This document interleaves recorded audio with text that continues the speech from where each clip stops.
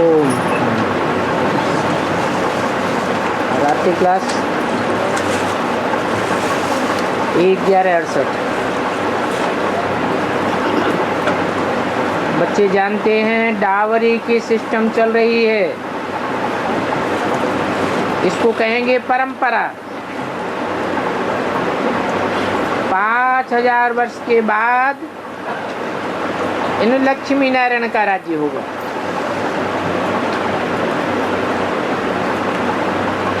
अब बताओ उनको कितनी दहेज मिलेगी?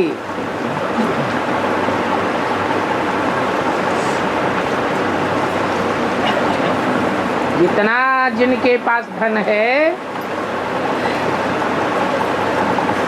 इतनी डावरी मिलती है। और वहां तो दास दासियां भी मिलती हैं।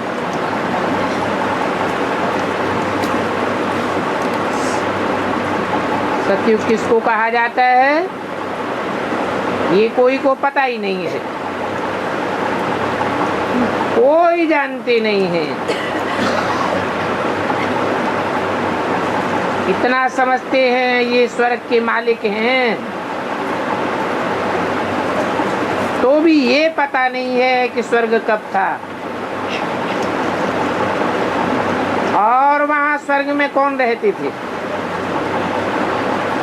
तुम बच्चे भी कुछ नहीं जानते थे, ये बात तुम फील करते हो। तो अभी पढ़ाई में पूरा अटेंशन देना चाहिए। एक तो है पढ़ाई की सब्जेक्ट और फिर दूसरी है यात्रा याद की,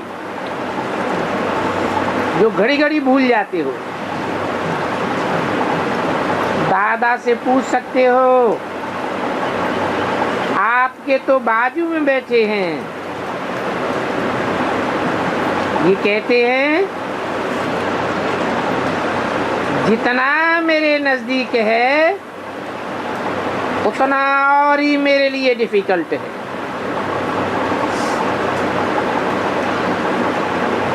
बाप समझाते हैं कर्मातीत अवस्था होनी है,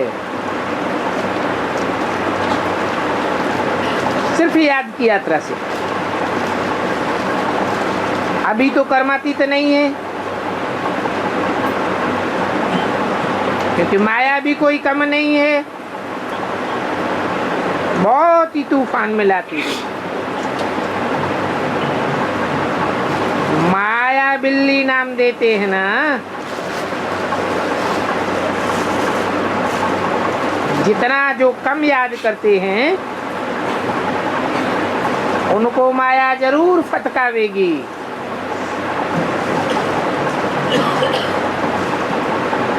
बॉक्सिंग फर्स्ट क्लास होती है, थर्ड क्लास में बॉक्सिंग होती है, तो ये भी ऐसे ही है।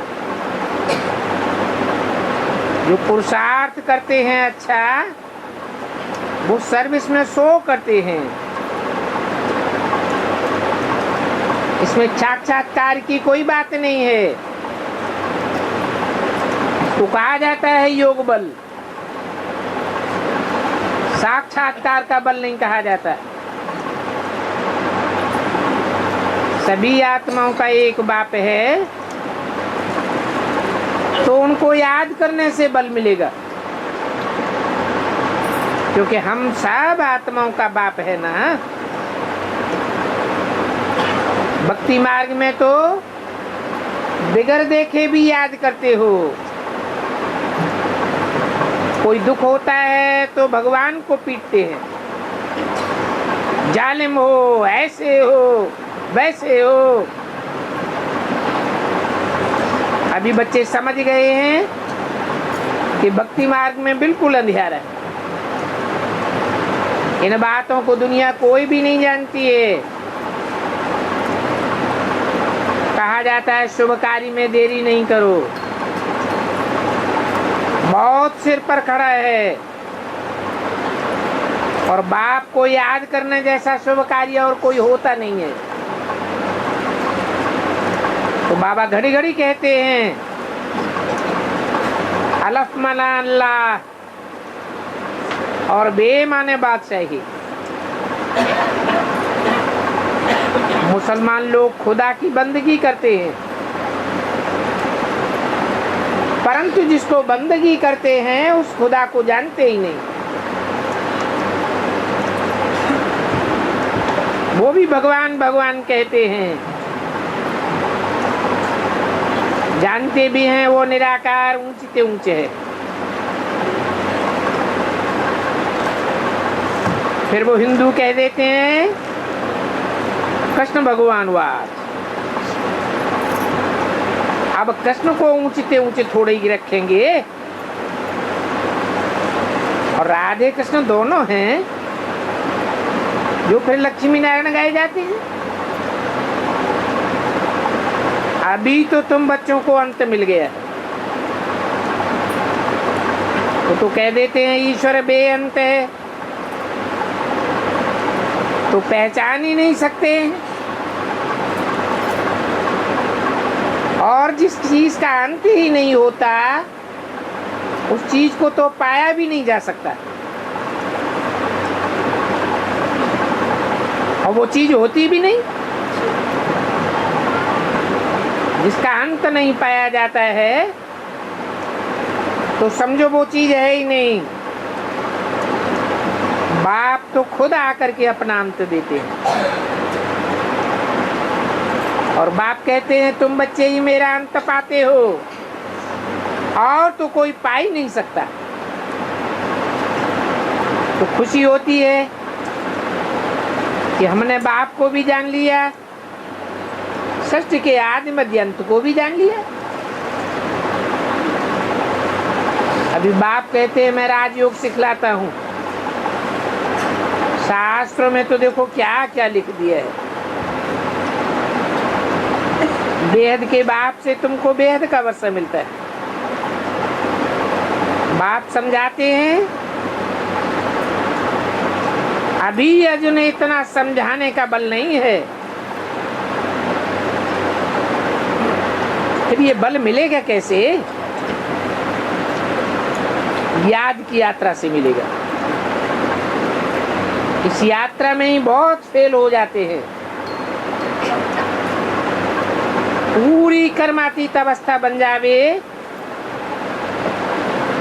आत्मा सतो प्रधान बन जावे, तो फिर शरीर भी पवित्र चाहिए। जितना जितना तुम पुरुषार्थ करते रहेंगे, क्योंकि तुम समझते हो बरोबर हम आत्मा है और हमारा बाप परमात्मा है। वो कहते हैं कि और संग बुद्धि का तोड़, बुद्धि का संग तोड़, मुझे एक के साथ जोड़ो। और इसमें ड्रामा की नूंद है।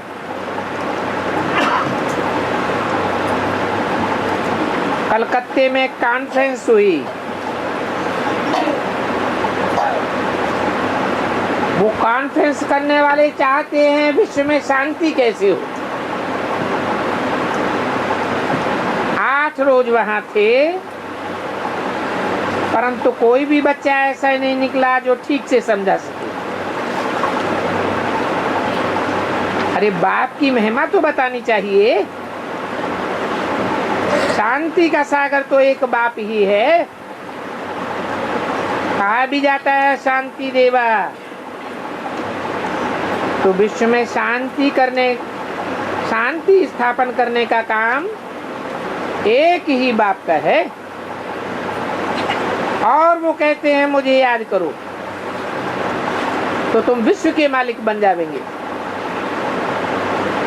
विश्व में शांति अब स्थापन हो रही है। तुम बच्चे 10 मिनट में भी बहुत कुछ बता सकते थे, परंतु ऐसा कोई भी बच्चा नहीं निकला। बाबा कहेंगे योग बल ही नहीं है। देह अभिमान के कारण कोई ताकत ही नहीं रही। अपने देह अभिमान में ही मस्त रहते। बाबा कहते रहते हैं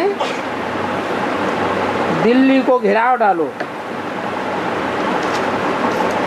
तो समझें कि ये कैसे विश्व में शांति स्थापन होती है। परंतु बच्चों में योग बल नहीं है तो विजय नहीं पाते, और योग बल नहीं है तो कुछ भी कर ही नहीं सकते। विश्व में शांति के लिए ही माथा मारते रहते हैं, क्योंकि भय तो सभी को है, सभी मुझे पड़े हैं। तुम जानते हो योग बल की ताकत कोई कम नहीं है, परंतु अपना ही अहंकार रहता है। समझते हैं हम बहुतों को ज्ञान देते हैं, परंतु उससे कोई फायदा तो होता नहीं। बच्चों में योग की ताकत चाहिए, नहीं तो क्रिमिनल आई चली जाती है, देह अभिमान आ जाता है। 1/11/68 की वाणी का दूसरा पेज। अब यहाँ तो बच्चों में वो आई नहीं आनी चाहिए। बाप कहते हैं ड्रामा प्लान अनुसार अभी तो तुम्हारे अंदर बहुत योग बल चाहिए, तुम्हारी क्रिमिनल लाई निकले तो आपस में भाई भाई समझें और ये देह का अहंकार टूट जावे। हम सभी भाई भाई हैं। हम बाप को याद करके कर्मातीत अवस्था को पाने का पुरुषार्थ कर रहे हैं। हम जानते हैं हम भाई भाई समझ बाप को याद करेंगे तो अंत मते सुगति हो जाएगी। तुम जानते हो अभी हम अपना राज्य स्थापन कर रहे हैं, अनेक बार राज्य स्थापन किया। हमको ही 84 का चक्र बाप ने बताया, तो दैवी गुण भी धारण करना है, चार्ट के साथ दैवी गुण भी चाहिए। देखना है सारे दिन में आसुरी खान पान तो नहीं खाया, अपना पोता मेल देखना चाहिए। परंतु माया ऐसी है कि पोता मेल लिखने ही नहीं देती। बच्चे श्रीमत पर चलते ही नहीं हैं, और श्रीमत पर चलेंगे नहीं तो जरूर घाटा पड़ जाएगा। पोता मेल जरूर लिखना चाहिए। कुछ बच्चों से भूलें होती रहती हैं। कर्मातीत अवस्था तो कोई बनी ही नहीं है, और कई बच्चे तो ऐसे हैं जो सच बोलते ही नहीं हैं, जैसे कि सच को जानते ही नहीं हैं। ये सारी दुनिया झूठखंड है। सत्य को कहा जाता है सचखंड, और यहाँ है आसुरी राज्य। बाप समझाते हैं ये रावण तुम्हारा सबसे पुराना दुश्मन है। तो बच्चों को बहुत खुशी चाहिए। बाप समझाते हैं सतयुग में तुमको बहुत खुशी थी, तुम कितने सतो प्रधान थे। फिर सन्यासी कह देते हैं स्वर्ग के सुख कागविष्टा सब कह देते हैं। इस दुनिया में तो अपरम अपार दुख, बाप कहते हैं वहां है अपरम अपार सुख, परंतु वो तब मिलेंगे जब तुम स्थायी याद में रहेंगे। अंदरूनी खुशी चाहिए। अभी बाबा आया हुआ है हमको स्वर्ग का मालिक बनाने के लिए। वहां तुम सुखी सुख देखेंगे, तो इतना खुशी में तुमको हर्षित मुख रहना चाहिए। बाप समझाते हैं हम तुमको स्वर्ग की बादशाही देने आया हूं, तो तुमको खुशी रहनी चाहिए ना। माया बिल्ली तुम्हारी खुशी क्यों उड़ा देती है? ये माया के विघ्न तब पड़ते हैं जब या बाप की याद भूल जाती है। कहते हैं कि बाबा आप वो ही ज्ञान देते हो और आप वो ही हो जो कल पहले वर्षा देते थे। तो बाप कहते हैं जितना पुरुषार्थ करेंगे उतनी तुम प्रारब्ध पावे, और पुरुषार्थ बिगर कोई रह भी नहीं सकता है। भूख मरने का भी प्रश्न आ जाता है, कैसे कैसे मर पड़ते हैं। तो यहाँ बच्चों को पुरुषार्थ करना है, बाप को याद करने का। ये हीरे जैसा जन्म है और कोई भी ऐसा जन्म नहीं मिलेगा। ओम शांति। अगला रात्रि क्लास है 3/11/68। तो बच्चे जानते हैं ये ईश्वरीय परिवार है। इस परिवार की रचना साक्षात ईश्वर ने की है और ये समझ की बात है। दुनिया में तो बेसमझी ही बेसमझी है। अभी इस भारत में सभी बेसमझ है। भारत में जब 5000 वर्ष पहले इन लक्ष्मी नारायण का राज्य था तो सभी समझदार थे। तब तो सारे विश्व के मालिक थे। अभी उनको ऐसा समझदार किसने बनाया? वो नई दुनिया के मालिक हैं और नई दुनिया की स्थापना करते हैं बाप,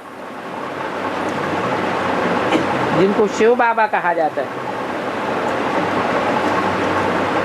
शिव बाबा ने इन लक्ष्मी नारायण को विश्व का मालिक बनाया है। जब ये थे तो और कोई धर्म नहीं था। तो बाप स्मृति दिलाते हैं, हे भारतवासियों, तुम विश्व के मालिक थे, तब तुम बहुत सुखी थे। उस समय सुखधाम कहा जाता है। अभी तो तुम पुरुषोत्तम संगम युग पर हो और इस युग की बात भी बाप ही याद दिलाते हैं। अभी पुरानी दुनिया का अंत और नई दुनिया की आदि होती है।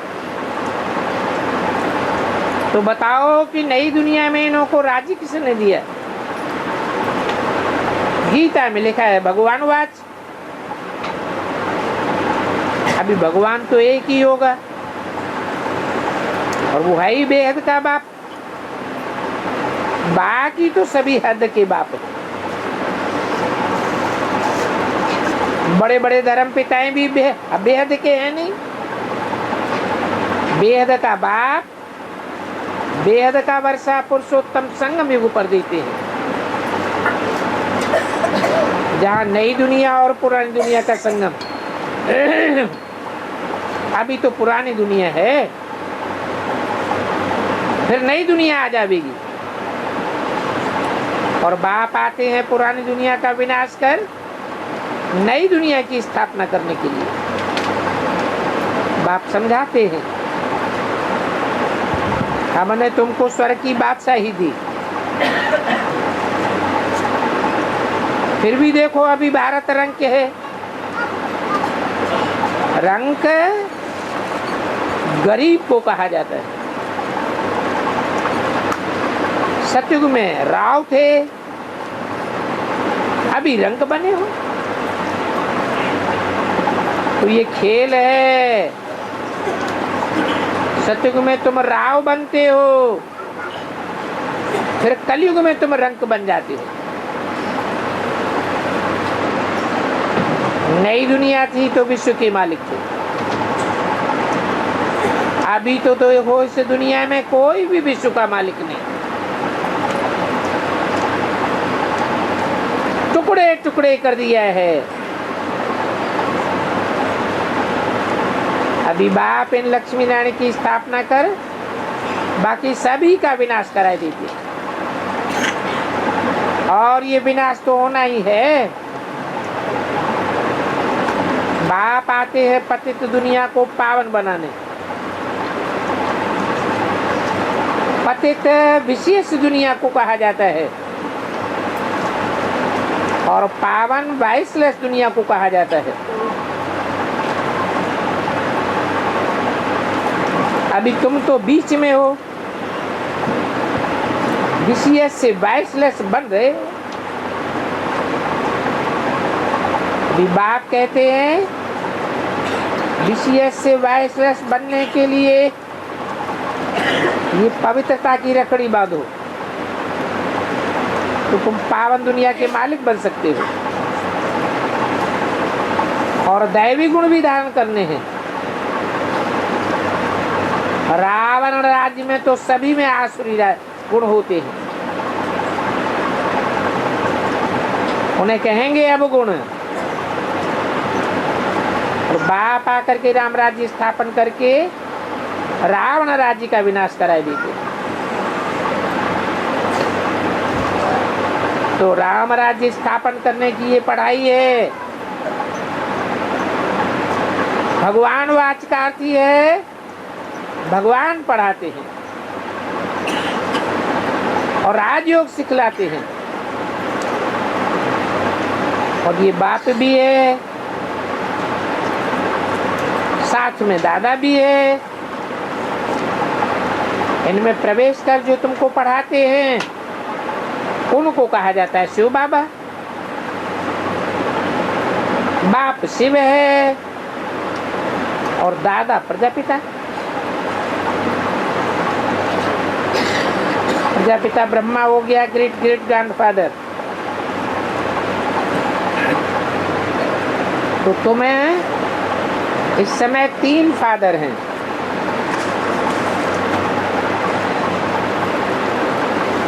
लौकिक भी है। जब कोई आफतें आती हैं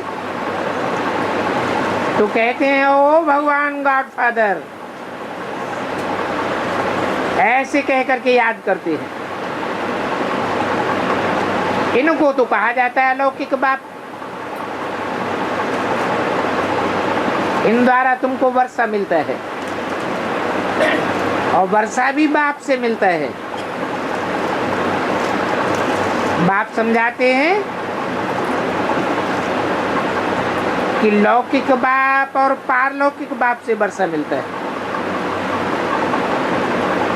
अलौकिक बाप से कोई वर्षा नहीं मिलता है। और ये रथ है, इन द्वारा मैं तुमको विश्व की बादशाही देता हूं। पहले भारत स्वर्ग था,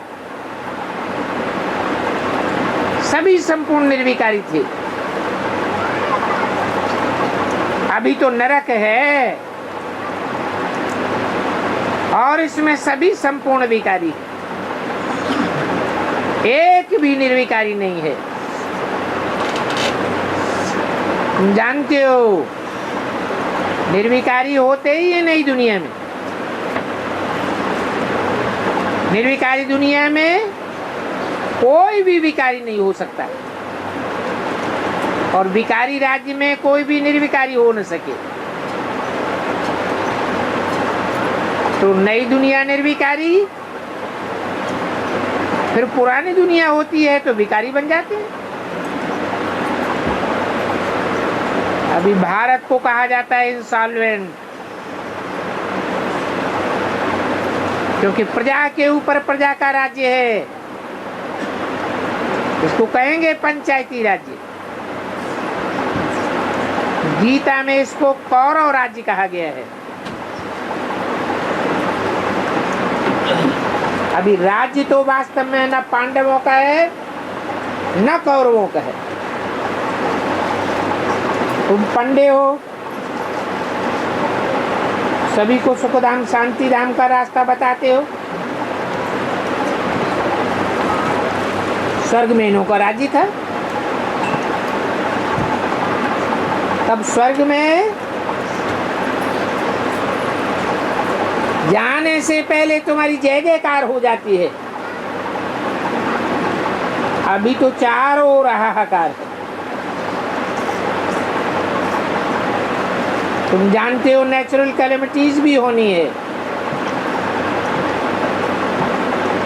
अभी ये पुरानी दुनिया 8 वर्ष है।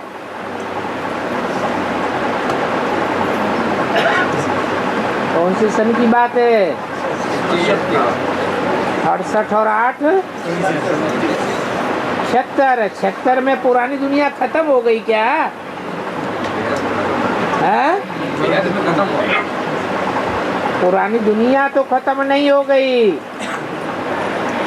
परंतु बुद्धि में बात आ गई। क्या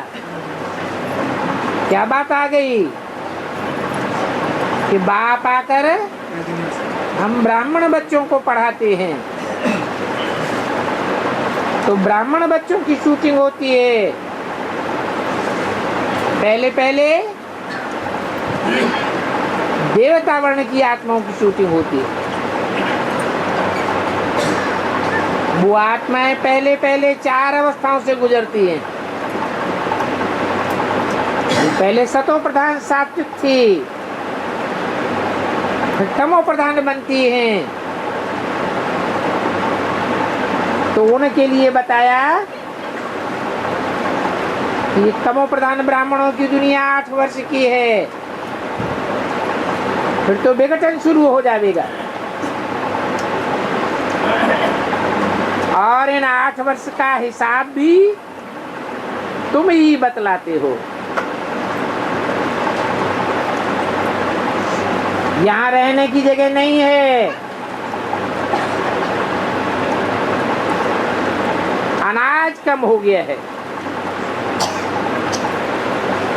अपरंपार दुख होते जाते हैं।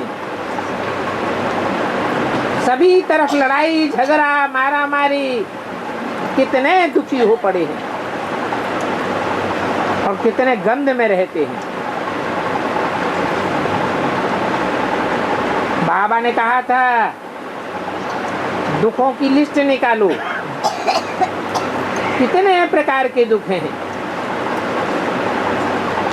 ये दुनिया सुख और दुख दोनों की है। सतयुग में सुख होता है, त्रेता में सेमी सुख होता है। वहां 16 कला से 14 कला हो जाते हैं। फिर बहुत दुख आते हैं, तब तुम बहुत सुखी होते हो। और ये बातें कोई शास्त्रों में नहीं है। इन बातों को बाप ही आकर के पढ़ाते हैं। इसीलिए तो तुम यहाँ आते हो और आकर के श्रीमत पर भारत को श्रेष्ठ बनाते हो। तुम जानते हो कि पतित भ्रष्ट को कहा जाता है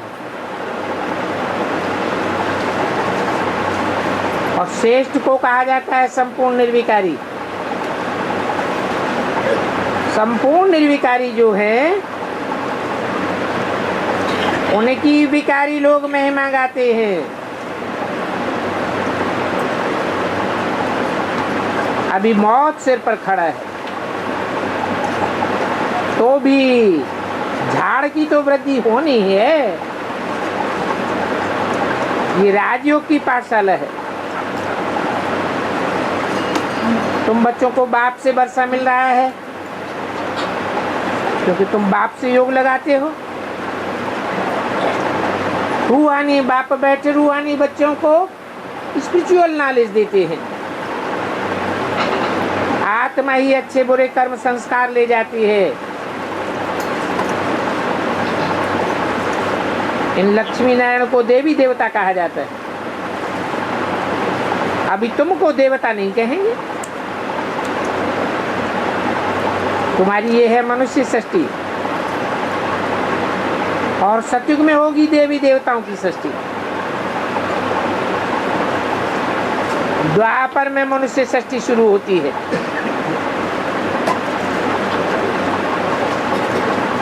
क्योंकि द्वैतवाद शुरू हो जाता है। देवताएं तो अद्वैत होते हैं, इसलिए सतयुग को कहा जाता है सदगति और कलयुग को कहा जाता है दुर्गति। तो ये दुर्गति और सदगति का चक्र है दुनिया का। ये दुनिया नई से पुरानी और पुरानी से नई बनती रहती है। आत्माएं तो सभी भाई भाई है। एक बाप से वर्षा मिलता है, वो बेहद का एक बाप स्वर्ग की बादशाही देते हैं, और हद का बाप क्या देते हैं? नरक की बादशाही। परंतु नरक की बादशाही तो नहीं कहेंगे, कहेंगे तो नरकवासी। तो रावण राज्य में नरकवासी और राम राज्य में होते हैं स्वर्गवासी।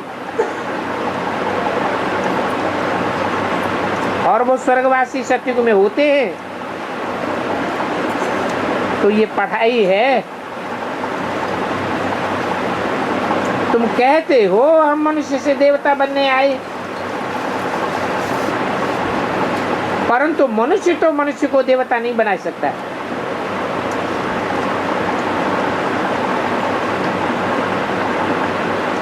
ढाई हजार वर्ष की हिस्ट्री कहती है कोई मनुष्यों ने मनुष्यों को देवता नहीं बनाया। ये ज्ञान भगवान आकर के देते हैं। इस बच्चे की बाजू में आकर के बैठते हैं।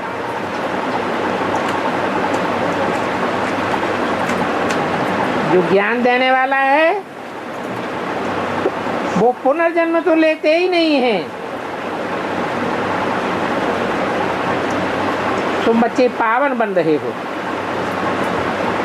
बाकी तो सभी विनाश हो जाएंगे।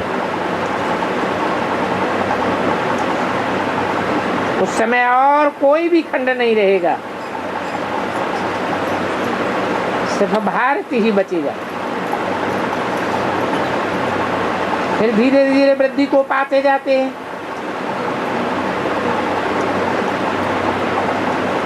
तो इनको कहा जाता है विराट मनुष्यों का झाड़। बाप कहते हैं मैं हर 5000 वर्ष बाद आकर के इन चित्रों को तुम्हें समझाता हूँ।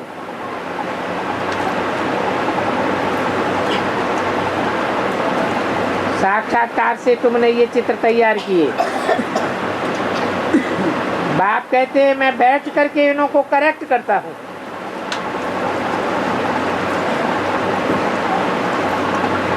सारे भारत में ऐसा झाड़ किसी के पास नहीं होगा।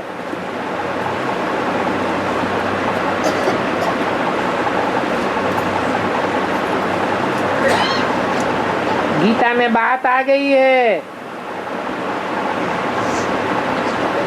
ये षष्ठी रूपी वृक्ष की शाखाएं नीचे की ओर हैं और जड़ें ऊपर की ओर हैं। परंतु समझने की बात किसी के पास नहीं है। भक्ति मार्ग है ही झूठा मार्ग। ज्ञान को सच्चा मार्ग कहा जाता है। तो बाप ही है जो सच्ची कथा सुनाकर तुमको नर से नारायण बनाते। तो झूठी कथा सुनने से कोई नर से नारायण बना ही नहीं। अमर बाप द्वारा तुम सतयुग में अमर बनते हो। वहां कोई को काल नहीं खाता, सबकी स्वेच्छा से मौत होती है। ये है ही ऊंचते ऊंची पढ़ाई, और पद भी ऊंचते ऊंचे हैं। श्रीमत पर चल करके तुम अपनी राजधानी स्थापन कर रहे हो, तो पवित्र बन करके फिर औरों को बनाना है। पुरुषार्थ करेंगे तो जरूर तुम नंबरवार स्वर्ग में आवेंगे। जितना जो समझदार बनेगा उतना ही औरों को बनावेंगे और उतना ही ऊंच पद पावेंगे। सत्युग में पवित्रता है तो सुख शांति भी है। बाप आकर के आधा कल्प को तुमको सुख शांति प्रदान करते हैं, तुमको धनी का बनाए देते हैं। बाप कहते हैं तुमने ही मेरी सबसे जास्ती ग्लानि की है। भारत कितना अच्छा था,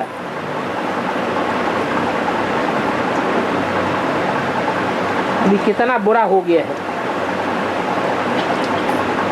जैसे कि सूरत मनुष्यों की है और सीरत बंदरों मिसल। अभी तुमको तो यहाँ बैठ करके एक अलफ को याद करना है। अलफ ऊंचते ऊंचे अल्लाह को कहा जाता है।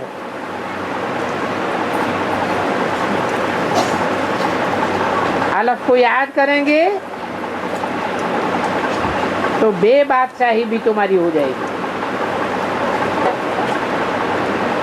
तुम सभी ब्रदर्स को बाप से हर 5-4 वर्ष के बाद बस्सा मिलता है और मिलता भी है पढ़ाई से। इसमें बुद्धि का बर्तन सोने का चाहिए। देह अभिमानी की मिट्टी का बर्तन होगा तो सारा ज्ञान क्षण जाएगा, धारणा ही नहीं होगी। जो भी पतित बनते रहते हैं उनको धारणा नहीं हो सकती। अच्छा, मीठे मीठे रूहानी बच्चों को रूहानी बाप दादा का याद प्यार गुड नाइट। रूहानी बच्चों को रूहानी बाप का नमस्ते।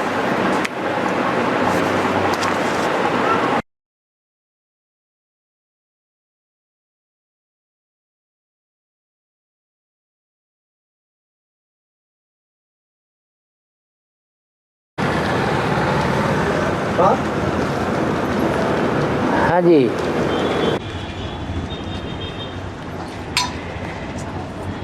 रावण की दशा होती है। रावण का दशा है ना, दशा। हाँ राम बाण चलाते हैं, हाँ बाण चलाते हैं और वो से तो वापस वो आता है ना, दोबारा आ जाते दोबारा आता है। लेकिन जो नाभि में जो अमृत कुंड है ना, नाभि में अमृत कुंड, हाँ तो वहाँ बाण चलाए तो रावण मर जाएगा ना। हाँ जी, तो वो रहस्य विभीषण बताते हैं ना राम को। हाँ जी।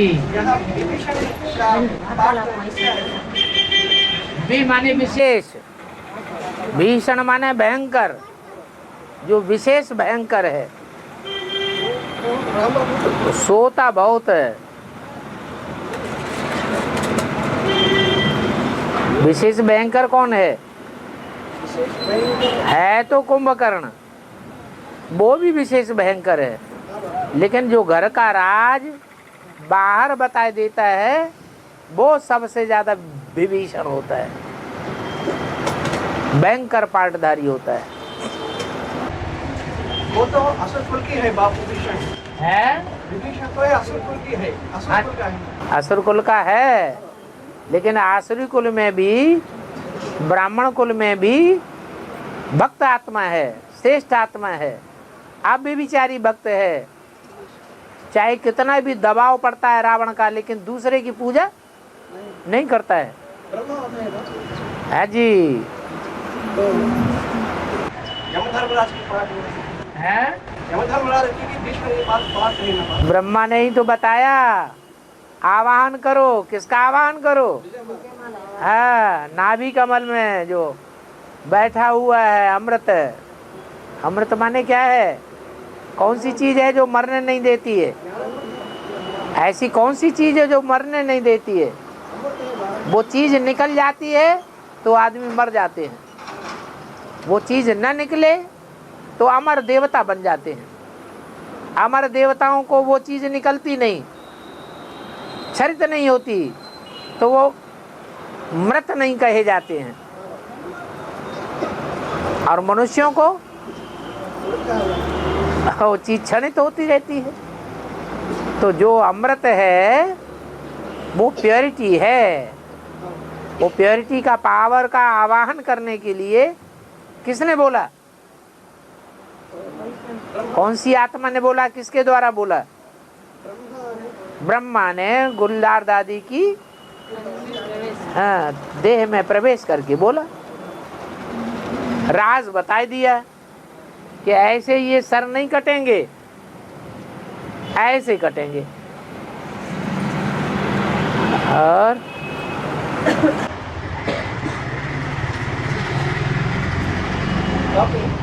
ब्रह्मा तो प्रैक्टिकल बड़ी माँ का पाठ बजा है ना बात।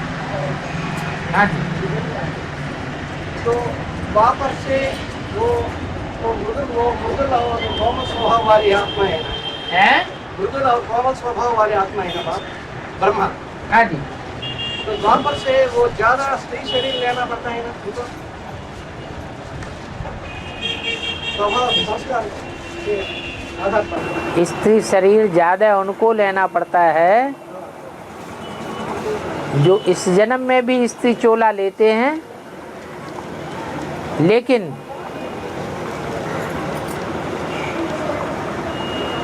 सहनशीलता पूर्वक चलते हैं। और सहनशीलता पूर्वक चलने के साथ साथ प्योरिटी पर विशेष बल देते हैं। बाप की पहचान पर उतना बल नहीं दे पाते। अगर बाप की पहचान के ऊपर बल दें तो फिर वो पुरुष वृत्ति में ज्यादा जन्म लें। तो ब्रह्मा तो स्त्री चोला जास्ती रहता है, स्त्री चोला जास्ती रहता है द्वापर से। जास्ती स्त्री चोला तो लक्ष्मी लेगी, ब्रह्मा तो नहीं है। ब्रह्मा नहीं। रुद्रमाला में जास्ती स्त्री चोले जगदम्बा लेगी, रुद्रमाला में। विजयमाला में जास्ती स्त्री चोले लक्ष्मी लेगी। रुद्रमाला की आत्मा है तो राजा को संस्कार आत्मा है ना, तब जगदम्बा स्त्री चोला लेने की क्या मतलब है? रुद्रमाला है तो सब राजा की माला है ना। राजाओं की माला तो है, तो हर जन्म में राजा थोड़े ही बनेंगे। हर जन्म में राजा तो वो ही बनेंगे जो निर्भीक होंगे, जो भयभीत होंगे वो राजा बनेंगे। हाँ।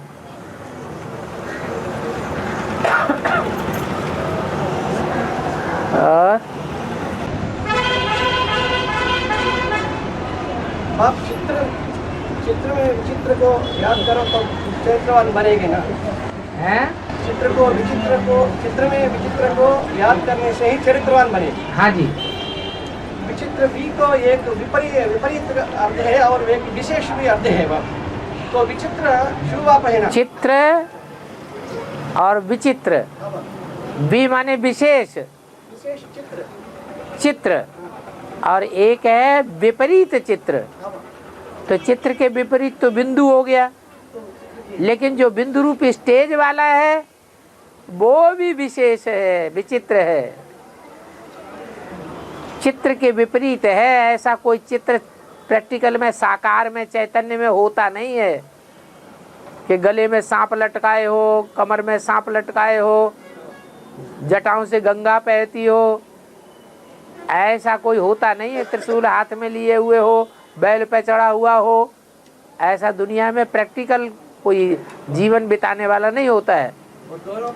इसलिए चित्र से विपरीत है निराकारी स्टेज वाला। हाँ जी।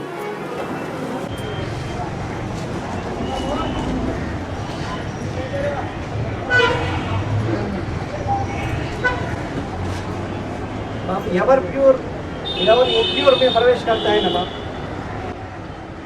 एवर प्योर, हाँ, एवर इम्प्योर में प्रवेश करती है। हाँ जी, हाँ जी। तो प्रजापिता को एवर इम्प्योर हुआ ना। प्रजापिता प्रजापिता एवर इम्प्योर है। वो एवरी मुद्दर माना ये सब आपको संगम की शूटिंग के हिसाब से बाप हाँ एवरी इम्प्योरिटी हाँ बात की संगम की शूटिंग के हिसाब से बाप लेकिन सारा 5,000 वर्षा में वो एवर इम्प्योर नहीं बनती है ना 5,000 ड्रामा में 5,000 वर्ष के ड्रामा में आदि का जो सेकंड हैं वो एवर प्योरिटी के हैं और अंत के जो सेकंड हैं एवर इम्प्योरिटी के हैं। कलकत्ता में ही क्यों दिखाया गया? नहीं, कलकत्ता में है दुनिया का बड़े से बड़ा वैश्यालय। तो अंतिम जन्म में प्रजापिता को कलकत्ते में क्यों दिखाया गया? बनियन ट्री की यादगार कलकत्ते में ही क्यों बनी जाके? दिल्ली बड़े से बड़ा वैश्यालय नहीं है, कलकत्ता बड़े से बड़ा वैश्यालय। दिल्ली तो कब्रिस्तान हाँ जी। लेकिन तो माया नगरी जो है ना बॉम्बे वो इतना विकार नहीं है ना बाप। माया नगरी सिर्फ माया नगरी कही जाती है। हाँ, माया नगरी विदेशियों की नगरी है कि स्वदेशियों की? और विदेशी ज्यादा पतित बनते हैं कि स्वदेशी ज्यादा पतित बनते हैं? फिर विदेशी न ज्यादा पावन बनते हैं न ज्यादा पतित बनते हैं, इसलिए बाप उनमें आता ही नहीं। बाप उन्हीं में आता है जो सबसे जास्ती पावन बनते हैं। बाप की याद से पावन बनते हैं और बाप की याद से जब बिछुड़ जाते हैं, औरों से अटैच्ड हो जाते हैं, ज्यादा से ज्यादा लोगों से अटैच्ड हो जाते हैं तो पतित बनते हैं।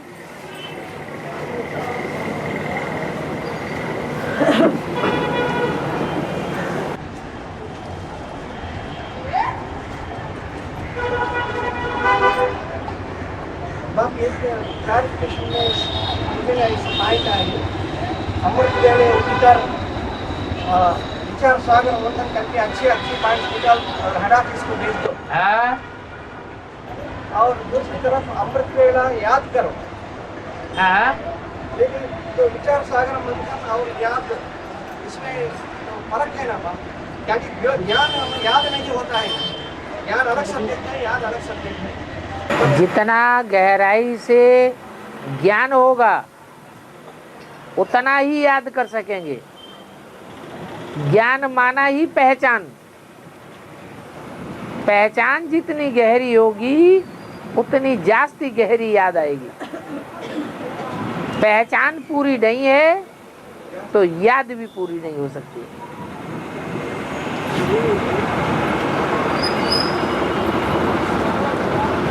इसलिए बोलते हैं ज्ञान, योग, धारणा, सेवा। सबसे पहले कौन सा? ज्ञान। कोई अज्ञानी है उसको कहो योग लगाओ तो क्या योग लगाएगा, क्या याद करेगा? वो जानता ही नहीं है। लेकिन बाप के तो बुरा मदन कैसे कहते हैं इतना ज्ञान की डेप्थ में नहीं जाएंगे तो फिर बाप को याद करो ऐसा कहते हैं ना बाप। अब तो बाप का याद कैसा है जब ज्ञान की डेप्थ नहीं होती है, गहराई में जाना चाहिए ना। हाँ। लेकिन तो माता का ऐसा बोलेगा बाप इतना ज्ञान में तो बड़ा माता ज्ञान की गहराई। बाप जानते हैं ना माताओं की सारी ताकत तो चली गई, खिंच गई परिवार के मोह में, परिवार की परवरिश में है।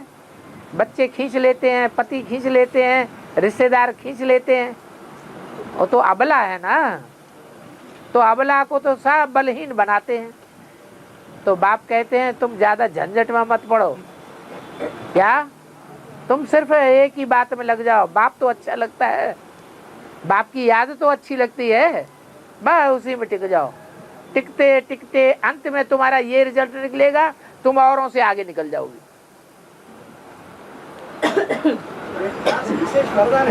है जो अपने अंदर विशेष गुण है उस विशेष गुण को आगे बढ़ाएं तो आगे निकल जाएंगे। माताओं ने दुनिया देख ली, दुनिया से वैराग आ गया, सारे ही नोचने खाने वाले हैं, बुद्धि में बात बैठ गई, तो दिल किससे लगावेंगी? बाप से दिल लगावेंगे। तो ये सिर्फ तो उनमें जास्ती है, तो वो ही काम करे ना।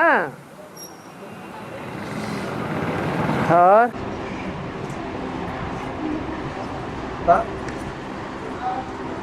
जब आठ के बीच में कृष्ण की जन्म होती है, आठ के बीच में, तब तो माना अष्टदेव की सहयोगिनी भी होना चाहिए ना बाप? है अष्टदेव होती है ना बाप?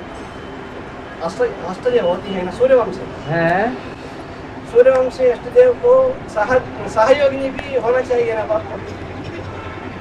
सहयोगिनी कृष्ण के जन्म के समय में अष्टदेव को उनका सहयोगिनी भी होना चाहिए,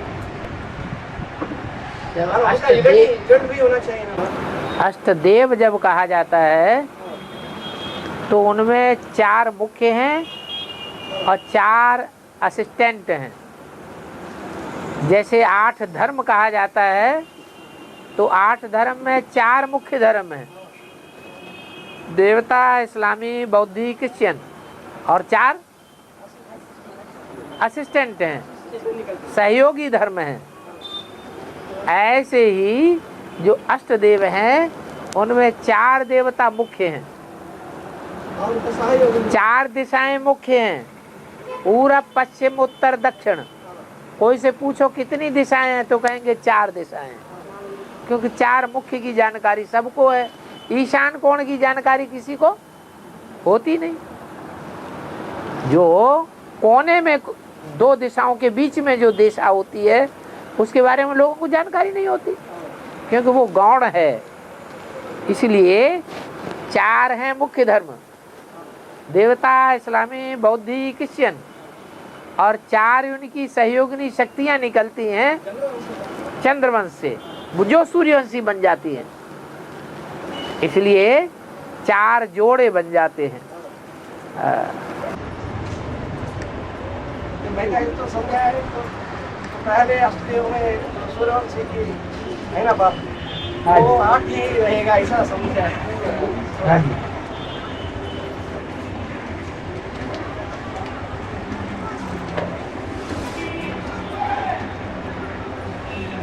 बाप पॉइंट आते हैं, मेरे को उपासना करने वालों मेरे से प्राप्त करते हैं, मेरे को प्राप्त करते हैं। और देवता इनको बस देवता को, और ये जो क्या बोलते हैं राक्षस, भूत प्रेतों की पूजा करने वाले। हाँ, लेकिन भूत प्रेत तो है और बाप भी है, लेकिन अभी इस युग में देवता कोई है नहीं ना बाप है, इस समय बाप है और भूत प्रेत भी है, लेकिन इस समय में देवता कोई है ही नहीं है ना। देवता कोई है ही नहीं। अच्छा, अगर कोई देवता नहीं है, कोई डॉक्टर नहीं है, तो डॉक्टर बनेंगे कैसे? अगर कोई वकील है ही नहीं तो वकीलों को पढ़ा करके वकील बनावेगा कैसे? देवता ही देवता बनावेगा या कोई दूसरा देवता बना? घड़ियालों को पढ़ाए, मनुष्यों को पढ़ाए तो घड़ियाल बनावेगा या देवता बनावेगा? लेकिन बाप पतित दुनिया में कोई पावन नहीं होती है और पावन दुनिया में कोई पतित नहीं होती। ये दुनिया की बात ही नहीं, इस दुनिया से परे उठ जाओ। इसलिए तो सूक्ष्म वतन की रचना की है। दुनिया ही हमारी अलौकिक हो गई, ये लोक की दुनिया ही नहीं है। तो पहले देवता वो शंकर हो, देवता से देवता बनते हैं, असुरों से असुर बनते हैं, डॉक्टर से डॉक्टर बनते हैं, इंजीनियर से इंजीनियर बनते हैं। भगवान आते हैं तो देवता नहीं बनाते, क्या बनाते हैं? भगवान भगवती बनाते हैं। वास्तव में भगवान भगवती कहना रंग है, क्योंकि भगवान तो एक है। गॉड इज वन और God is two. God is one कहा जाता है, तो जो भगवान भगवती है वो तो सिर्फ है आदर सम्मान देने के लिए टाइटल है कि साकार सृष्टि में भी कोई साकार में भगवान भगवती हो सकते हैं। वास्तव में वो देवी देवताएं हैं, वो भगवान भगवती नहीं कहेंगे। और ये भी प्रवृत्ति माता है ना। हाँ, प्रवृत्ति मार्ग भी है।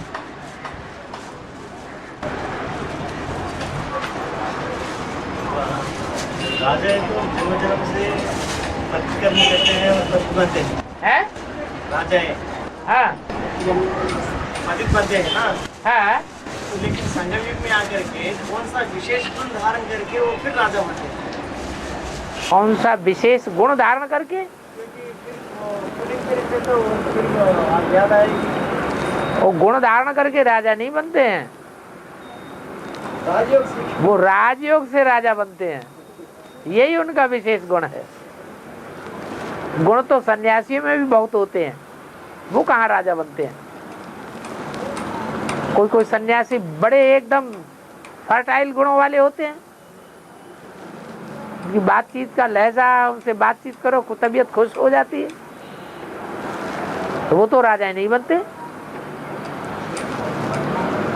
और जो अंतिम महाविनाश के समय में सब आत्माएं सूक्ष्म वतन में इकट्ठी होती है ना। तो सूक्ष्म वतन की बात है, सूक्ष्म वतन माना सूक्ष्म स्टेज है, विचार चिंतन मंथन की स्टेज है। आत्मा या तो सजाएं खा करके, या तो बाप से योग लगा करके, या तो कर्म भोग भोग करके अपने पाप कर्मों को भस्म कर लेती है। जब पाप कर्म भस्म हो जाते हैं तो आत्मा सूक्ष्म स्टेज पकड़ लेती है। अभी देह में लगाव लगा हुआ है, इसलिए वो सूक्ष्म स्टेज काम ही नहीं करती। फिर वो सूक्ष्म स्टेज काम करती है। स्थूल शरीर का लगाव, अटैचमेंट खत्म। सारी दुनिया की बातें है तो सारी दुनिया जब महाविनाश की बात है, नंबरवार होंगे, सारी दुनिया इकट्ठी थोड़े ही होगी सूक्ष्म वतनवासी। तो महाविनाश के समय में जब परमधाम जाने के लिए पहले सूक्ष्म वतन में इकट्ठा होना पड़ता है ना। हाँ जी, हाँ जी। सारी दुनिया जो 500 करोड़ जो है, एक एक शहर में, बड़े बड़े शहर में बम विस्फोट होता जाएगा और पूरा का पूरा शहर धराशायी हो जाएगा, तो वो आत्माएं कहाँ जाएंगी? सूक्ष्म वतन कहाँ है? सूक्ष्म वतन माना सूक्ष्म, तो वो आत्माएं जाएंगी कहाँ? तो वो सूक्ष्म स्टेज में जाएंगी।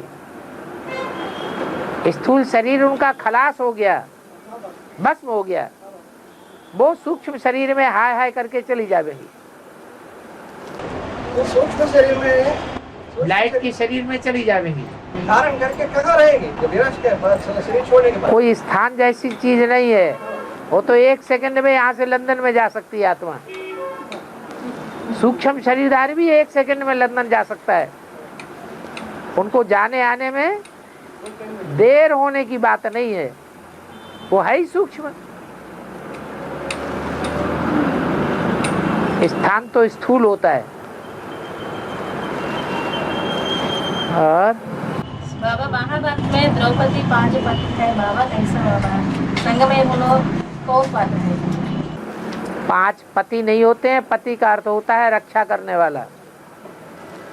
जैसे ब्रह्मा कुमारियां सरेंडर होती हैं ईश्वरीय कार्य में, ईश्वरीय सेवा में, तो क्या शिव उनका रक्षा करने वाला प्रैक्टिकल में नजर आता है? या कोई और भाई होते हैं जो निमित्त बनते हैं रक्षा करने के लिए, और भाई होते हैं। तो एक सेकंड में एक सेंटर में रहती हैं तो कोई निमित्त बन गया, दूसरे सेंटर में रही तो कोई दूसरा निमित्त बन गया, तीसरे सेंटर में रही कोई तीसरा निमित्त बन गया। अगर 5 सेंटर में रही तो 5 आत्माएं निमित्त बन गई। वो ही 5 पति है।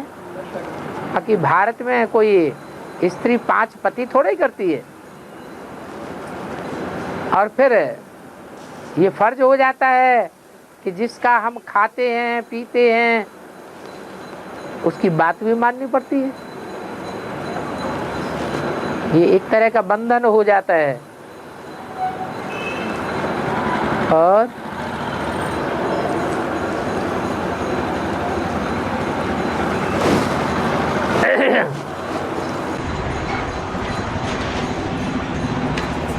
बाबा तुम हो आदि सनातन देवी देवता पक्के। ये 9 लाख की बात है ना? सूर्यवंशी जो होती है इसका जो 9 लाख हैं उनमें दूसरे धर्म के बीज होंगे या नहीं होंगे? तो पक्के कहाँ हुए? उनमें जो आदि सनातन देवी देवता धर्म के ऐसे बीज हैं जो शरीर रहते रहते जिंदा रहते रहते दूसरे धर्म में कन्वर्ट होते ही नहीं कभी, वो हैं पक्के। बाकी जो शरीर रहते ही दूसरे धर्म में कन्वर्ट हो गए तो पक्के कहाँ हुए? वो सिर्फ सूर्यवंश में लागू होती था। हाँ जी, जो 50,000 होती थी, 25,000। हाँ जी, अभिव्यक्तवाणी में डबल फॉरनर्स की बात आती है ना? डबल फॉरनर्स हाँ अभिव्यक्तवाणी में डबल बाप दादा डबल फॉरनर्स बात कर रहा है। हाँ। तो दक्षिण भारत तो विदेशी है बाप, हाँ, फॉरनर्स हो। अब डबल फॉरनर्स का मतलब क्या बात? डबल फॉरेनर्स का मतलब एक देश से तो निकाले गए, क्या भारतवासी थे? जो भारतवासी हैं वो कभी किसी को धक्का नहीं देते हैं। आज भी लौकिक में देखा जाए तो जो भी ब्रह्मा कुमार हों, प्रजापिता ब्रह्मा कुमार हों, उनके लौकिक घर वालों ने क्या उनको घर में से हमेशा के लिए निकाल दिया या अपने पास रखना चाहते हैं?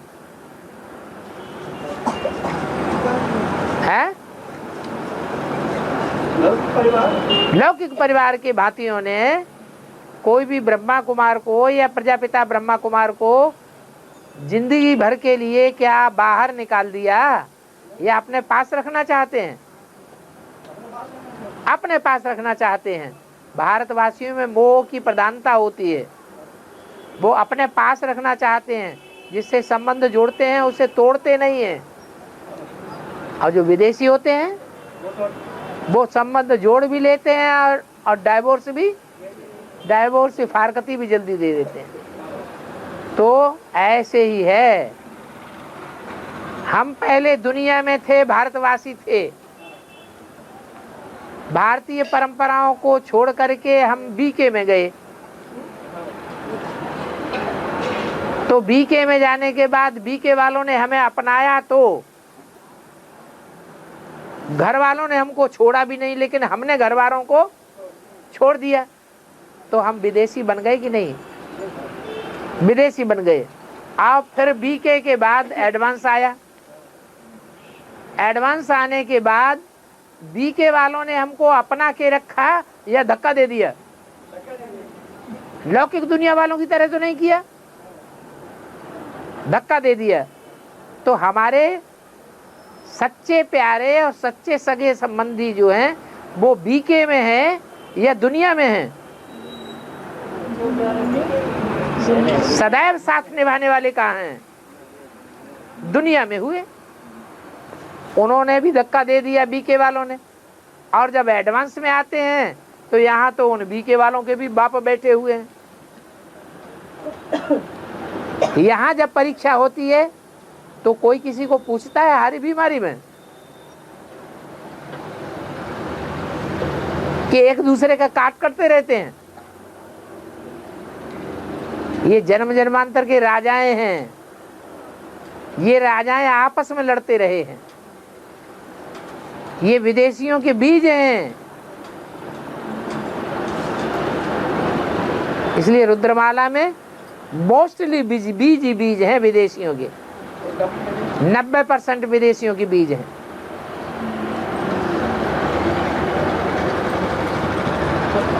इसलिए डबल विदेशी हो गए।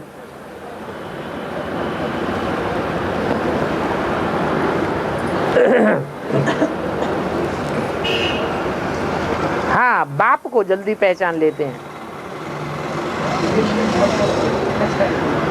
फॉरेनर्स क्या विशेषता है उनकी? फौरन पहचानते हैं। और इसी कारण से ही छोड़ते हैं ना बाप को दूर होते हैं। हाँ।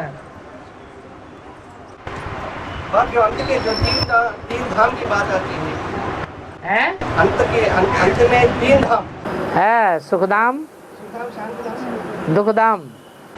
दुखधाम। मतलब तो बाबा को तीन कंट्रोलिंग मतलब ये होते हैं आप होते हैं ना बाबा शांतिधाम। हाँ हाँ, आबू में तो वो ही पहुंचेंगे जिनमें बू भरी हुई होगी पाप कर्मों की। तो पाप कर्मों की जिनमें बू भरी है वो दुखधाम के वासी हुए, या सुखधाम के वासी देवता हुए, या शांतिधाम की आत्मा हुए। तो वहाँ तो सागर की शांतिधाम आते हैं ना बाप। वो तो तब बनते हैं जब प्रैक्टिस करते हैं। जितनी प्रैक्टिस उतना शांति धाम का अनुभव करते हैं, नहीं तो नहीं करते। तो बार बार प्रैक्टिस करते हैं, बार बार नीचे गिरते हैं, बार बार दुनिया में जाके राज्य करते हैं, बार बार उनको इच्छा पैदा हो जाती है कि हमें मान मर्तबा मिले दुनिया का।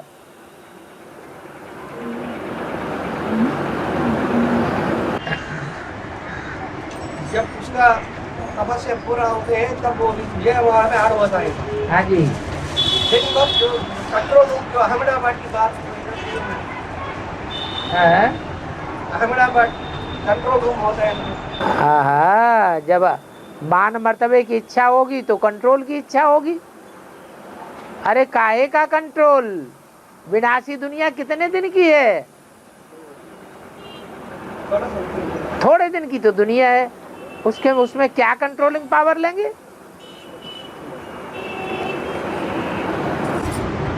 तो वहाँ कौन से आपका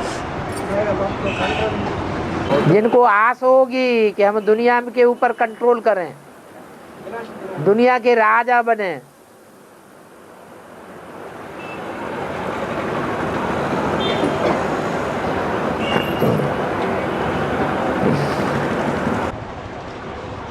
और एक ब्रह्मा की आयु मृत्यु लोक में 100 साल है। ब्रह्मा की आयु मृत्यु लोक में 100 साल है। 100 साल पूरा होती है वो अमर लोक में जाता है ना बात। हाँ जी। वो तो पहले प्रजापिता ब्रह्मा को ये 76 से 100 साल पूरा हुआ तो मानसिक बौद्धिक स्तर से अपने को अमरलोक में अनुभव करता है। दूसरी जो सेकंड देह की बात नहीं है, मरने जीने की। मरना तो पुरानी दुनिया से मरना और नई दुनिया में बुद्धि योग से जीना, याद करना, स्मृति में रहना। और दूसरी सेकेंडरी ब्रह्मा जो है लेखराज की 100 साल की आयु 88-89 में पूरा होते हैं। हाँ जी।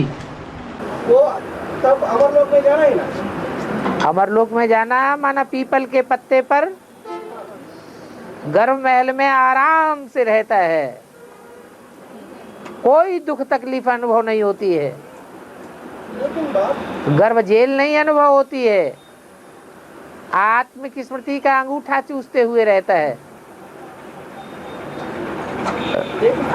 कि मैं कृष्ण बच्चे के रूप में जन्म लेने वाला हूँ। अमर माना तो निश्चय से निश्चय में स्थिर होना है ना बाप।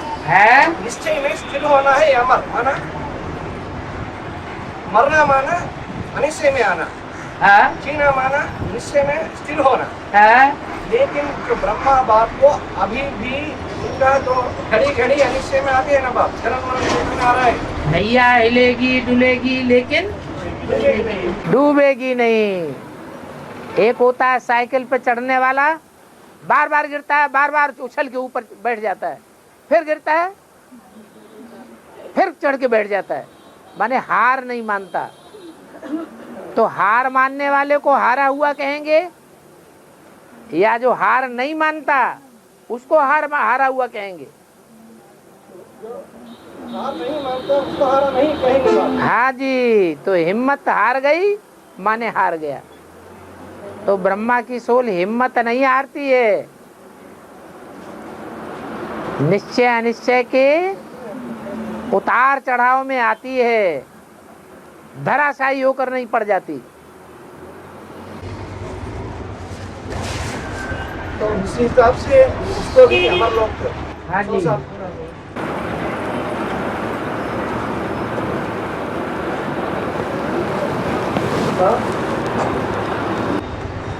द्वापर में जब प्रजापिता वाली आत्मा स्त्री चोला लेता है,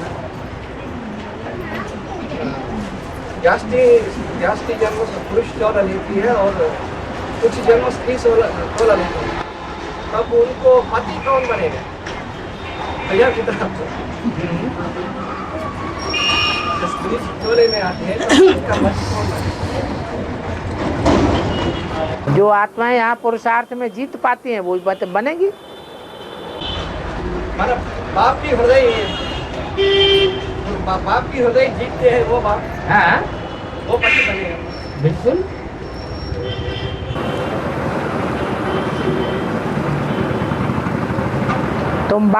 तुम बच्चे बाप को समर्पित होते हो तो बाप तुम्हारे ऊपर सरेंडर हो जाते हैं।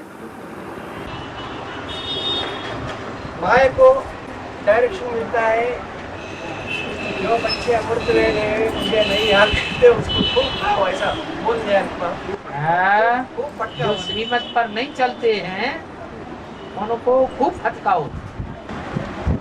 लेकिन जो माया अभी जो आधार मूर्त माया छोड़ दिया ना बस है जो आधार मूर्त में जो माया है। चलो जड़ खत्म हो गई, बीज तो नहीं खत्म हो गया है? बीज तो नहीं खत्म हुआ, तो फिर जड़ पैदा हो जाएगी।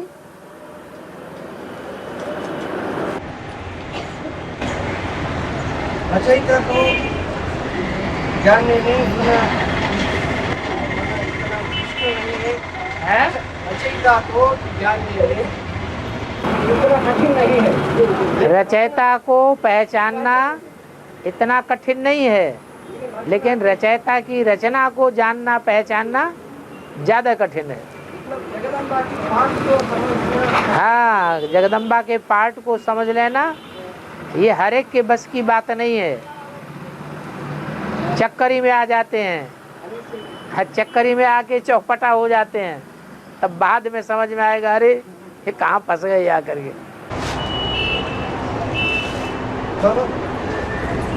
कृष्ण को जन्म देने के समय में तो जो शरीर आकृति होती है ना बाबा, अष्टदेव होती है, अष्टदेव के बीच में ही कृष्ण का जन्म होती है। हाँ जी।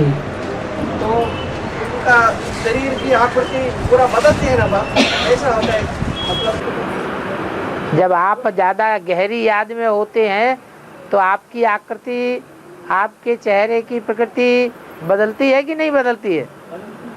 तो जैसे हम यहाँ बदल जाते हैं, अभी तो एकदम अधूरे योगी हैं तो ही परिवर्तन आ जाता है, फिर जब संपूर्ण योगी बनेंगे तो कितना परिवर्तन होगा।